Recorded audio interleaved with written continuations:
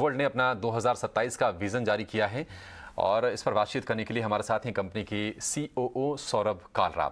सौरभ, बहुत शुक्रिया आपका समय देने के लिए। स्वागत है आपका ET न्यूज़ स्वदेश पर। हम देख रहे हैं कि आपका जो विज़न है वो बहुत एग्रेसिव है। एक तो आप मॉडर्न बनना चाहते हैं, प्रोग्रेसिव होने की थॉट्स हैं और फूड बिजनेस में कहीं ना कहीं एक और बड़े शेयर की आप चाह रख रहे हैं।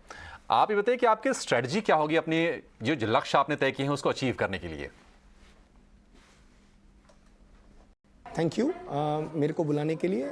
जैसे आपने देखा कि हमारा टारगेट जो है वो करीबन हम 4,000 to 4,500 करोड़ की बात कर रहे हैं और हम काफ़ी बुलिश हैं इसको लेके, बिकॉज एक तो we will be adding 300 stores, तो 300 स्टोर का एडिशन होगा। इसके अलावा अगर आप देखेंगे हमारी स्ट्रैटेजी बहुत क्लियर है कि हमको मील की मार्केट में डेंट करना है इवन मोर सब्सटेंशियली।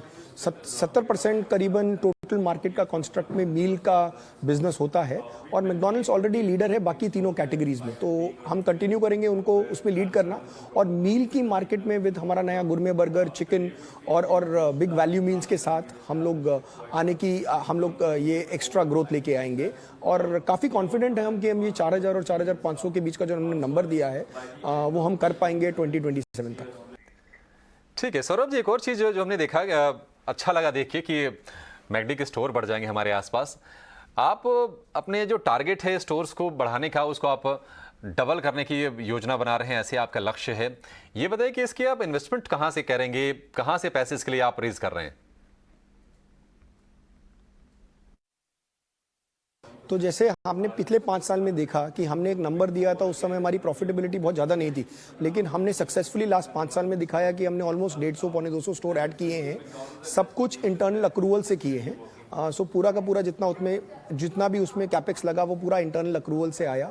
सिमिलरली हमारा प्लान है कि ये जो 4,500 करोड़ का सेल होगा, इसके थ्रू हम अपना प्रॉफिट जनरेट करेंगे जो हम वापस डिप्लॉय करेंगे। एक्चुअली एक एब्जॉर्प्शन रेट है मार्केट का, और जैसा हमने पहले बात किया कि हम ऑर्गेनाइजेशन दिख रहा है, हम इसलिए नहीं बोल रहे हैं कि इतने स्टोर खोल सकते हैं क्योंकि हमारे पास इतना कैश फ्लो है। हम इसलिए बोल रहे हैं कि एक एब्जॉर्प्शन रेट है जहाँ पे हमें लगता है कि अब हम कंफर्टेबल हैं कि मैकडॉनल्ड्स इस ग्रोथ रेट पे जाएगा जो 50 स्टोर हर साल हम खोल पाएँ, और उससे हमारा ये जो टारगेट है 300 स्टोर का, ये भी हो जाएगा अगले 5 साल में। और इसके अलावा ये सब काम जब हमने अपनी मैथ्स करी है तो उसमें इंटरनल अक्रूवल से हम इसको कम्प्लीटली फंड कर पाएंगे।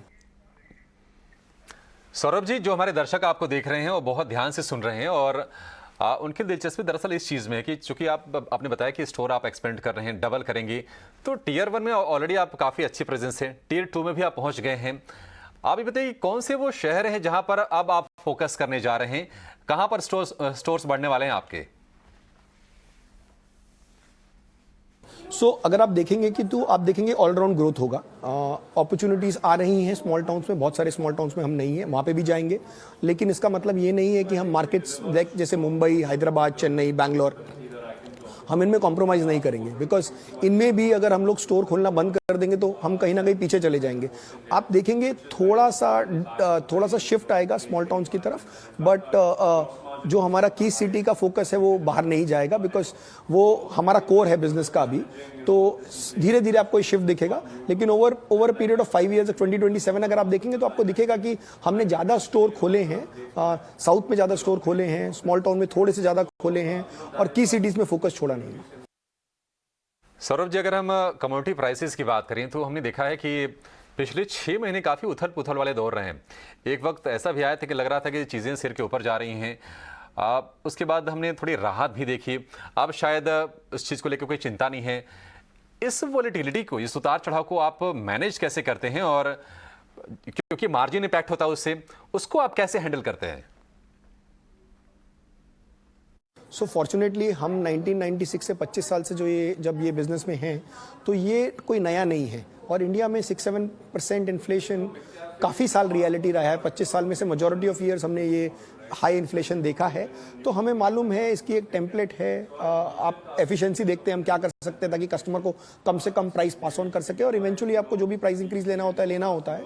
लेकिन पहले कितनी एफिशिएंसी हम इंक्रीज कर सकते हैं ताकि हम बेस्ट वैल्यू दे सके कस्टमर को और मिनिमम पास ऑन कर सकें, तो हम उसके ऊपर काफ़ी फोकस करते हैं। कॉस्ट हर साल निकालते हैं सिस्टम से, और मेक श्योर करते हैं हैं कि पिंच नहीं हो कस्टमर को, जो भी हम लिमिटेड प्राइस इंक्रीज ले, बट एक टेम्पलेट है हमारी, हम उसको फॉलो करते हैं जिसमें प्रोडक्ट मिक्स है, कॉस्ट एफिशिएंसी है और प्राइसिंग है, तो उसके उन तीनों के बीच में हम काफ़ी कॉन्फिडेंट है मैनेज कर पाएंगे।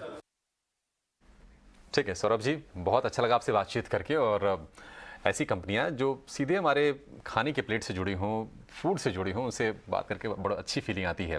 बहुत शुक्रिया आपका समय देने के लिए और कंपनी के अलावा इंडस्ट्री का आउटलुक भी हमसे थोड़ा सा शेयर करने के लिए।